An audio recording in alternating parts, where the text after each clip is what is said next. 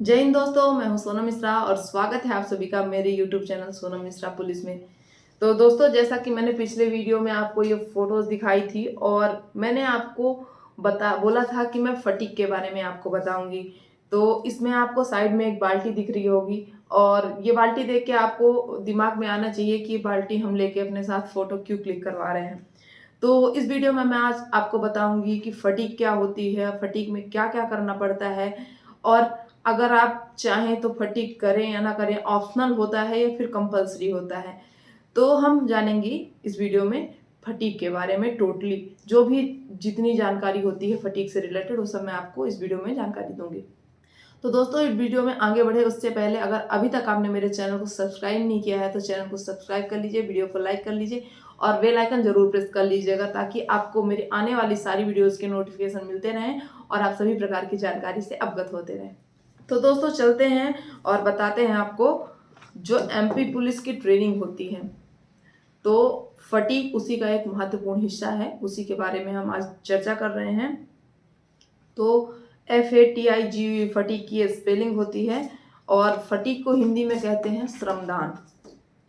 अब श्रमदान और श्रमदंड दो तरह का होता है। तो फटीग का मतलब होता है श्रमदान और श्रमदंड वो होता है जबकि आपको कोई पनिशमेंट दी जाती है और उसके रूप में आपको कोई कार्य करना पड़ता है, उसे श्रमदंड कहते हैं।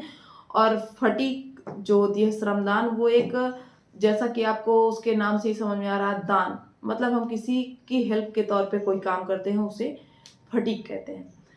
तो जो हमारा पीटीएस होता है वो, वहाँ पे हमारे एमपी पुलिस की ट्रेनिंग होती है। जनरली पीटीएस में ट्रेनिंग दी जाती है जो हमें, वहाँ पे बहुत सारे कार्य किए जाते हैं। जैसे हमारा जो शेड्यूल होता है, सुबह उठने से लेकर के सोने के बीच में हम विभिन्न प्रकार के कार्य करते हैं जिसमें कि इंडोर आउटडोर एक्टिविटीज़ होती हैं।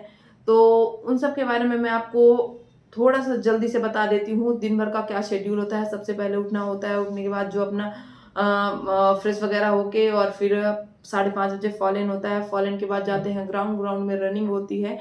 रनिंग करने के बाद हम वापस आते हैं और नाश्ता करते हैं। नाश्ता करने के बाद हम फिर जाते हैं वहाँ पे आउटडोर में, जो है तो ड्रिल होती है। ड्रिल के बाद हम फिर आते हैं और फिर आकर के अपना जो यूनिफॉर्म रहता है इंडोर का, वो यूनिफॉर्म अपना पहनते हैं और उसके बाद फिर हम जाते हैं क्लास अटेंड करते हैं। क्लास लगती है जहाँ पे पढ़ाया जाता है, हमें कानून पढ़ाया जाता है।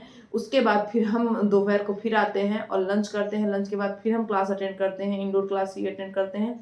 उसके बाद फिर हम फिर वापस आते हैं और हम चेंज करते हैं और जो हमारा मतलब लोअर टी शर्ट होता है वो हम फटीग ड्रेस जिसको कहते हैं वो पहनते हैं। उसके बाद फिर जाते हैं और उस टाइम होता है मतलब समथिंग 5 बजे के लगभग शाम को हमारा फटीग का टाइम होता है। तो फटीग करते हैं। फटीग के बाद फिर हम आते हैं और फिर आकर के हम रोल कॉल ड्रेस पहनते हैं। रोल कॉल ड्रेस पहन करके फिर हम जाते हैं और रोल कॉल होता है। रोल कॉल को गणना भी कहते हैं। उसमें सबकी गिनती गणना ली जाती है, कौन कहाँ है, किसकी कहाँ ड्यूटी लगी है, ये सब कुछ बताया जाता है। उसके बाद फाइनली हमें 6:30-7 बजे रिलीव किया जाता है। देन हम अपना जो भी हमारा पर्सनल काम है, जैसे पढ़ाई है, घर पे बात करना है, सोना है, ये सब चीज़ें करते हैं। तो ये तो हो गया पीटीएस का दिन भर का शेड्यूल। तो अब हम बात कर लेते हैं फटीग के बारे में। तो ये फोटोज़ मैं आपको दिखाती हूँ। ये फटीग के टाइम की फ़ोटो है जो कि बहुत अच्छी मेमोरी है और ये हमारे पीटीएस के एक सर थे, बहादुर देवड़ा सर, उन्होंने क्लिक की थी। वो हमारे पीटीएस के फोटोग्राफर सर थे। तो उनकी वजह से हम ये मेमोरी आज देख पा रहे हैं। ये सारे मेरे टोली के मेंबर हैं और ये हम सब हैं। इतने लोग हमारे टोली में थे और लोग थे। टोली में कितने लोग होते हैं ये डिपेंड करता है, वहाँ पे जो लोग हैं मतलब जो सर लोग रहते हैं वो डिसाइड करते हैं कि एक टोली में कितने लड़के को कितने लड़की को रखना है।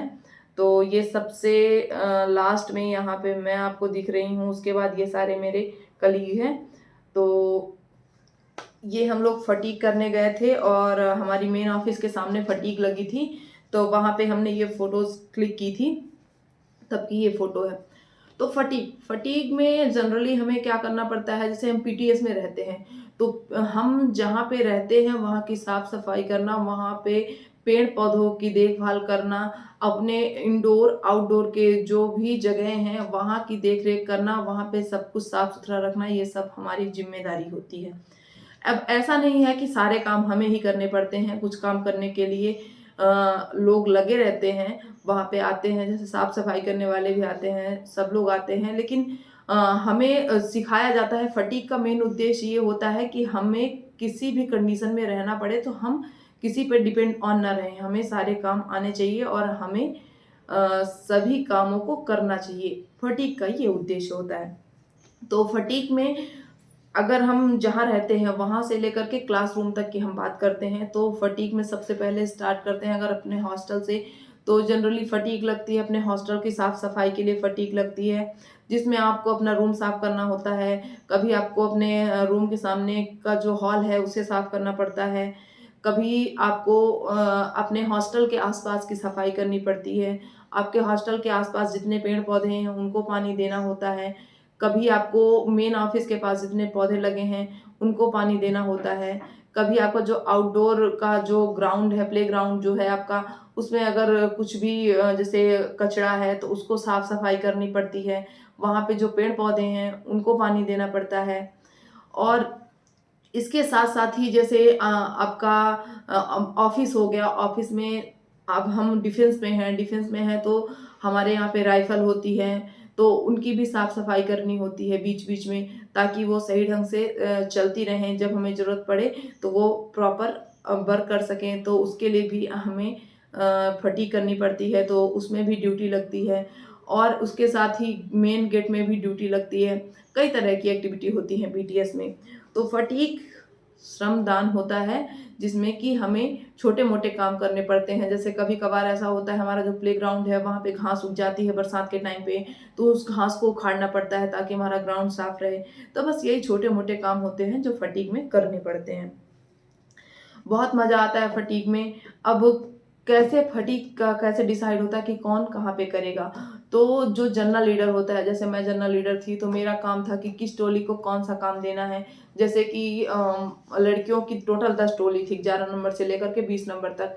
तो जैसे मैंने 11 नंबर को दे दिया हॉस्टल की सफाई, 12 नंबर को दे दिया मेन ऑफिस की सफाई, 13 नंबर को दे दिया मेन ऑफिस के पास के पौधों में पानी डालना है, 14 नंबर को दे दिया कि हॉस्टल के पास के पौधों में पानी डालना है, 15 नंबर को दे दिया ग्राउंड साफ करना है, 16 नंबर को दे दिया कि जो कोत है जिसको मतलब जहाँ पे राइफल रखी रहती हैं उसकी साफ सफाई का जिम्मा दे दिया, और 17 नंबर है उनको रोड की साफ सफाई का जिम्मा दे दिया, 18 नंबर है उनको और कहीं पे जो काम है वो दे दिया। कई बार ऐसा होता है कि हमें ग्राउंड में कुछ एक्टिविटी करनी पड़ती है, जैसे कुछ बनाना पड़ता है, कुछ रंगोली या फिर कैसा, तो किसी और टोली को दे दिया। और अगर ज़्यादा बड़ा काम है, ज़्यादा पेड़ पौधे हैं, तो 2 टोलियों को एक साथ वो काम दे दिए। तो ऐसे करके मैनेजमेंट करना पड़ता है, ये सारा जनरल लीडर का काम होता है।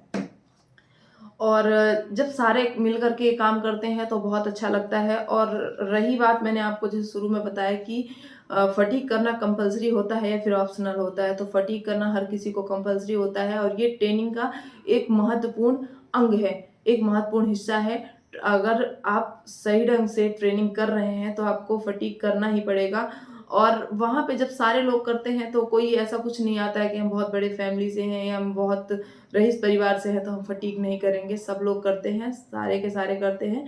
अच्छा लगता है फटीग करके, बहुत मज़ा आता है ट्रेनिंग के टाइम पे। तो मेरी भगवान से बस यही प्रार्थना है कि जिन लोग की अभी तक मेरिट लिस्ट नहीं आई है, फाइनल रिजल्ट नहीं आया है, तो जल्द ही उनका फाइनल रिजल्ट आ जाए और वो कब से मेहनत करके और उनका जो फिजिकल दे करके बैठे हैं, तो भगवान करे जल्दी उनकी मेरिट लिस्ट आए और जल्दी उनका सिलेक्शन हो और जल्दी वो अपना वर्दी पाने का सपना पूरा करें और जल्द ही ट्रेनिंग करें और जल्द ही ये जो फटीग है उसका आनंद लें। तो दोस्तों इस वीडियो में बस इतना ही, मिलते हैं अगले वीडियो के साथ एक नई जानकारी के साथ। तब तक के लिए जय हिंद, जय भारत।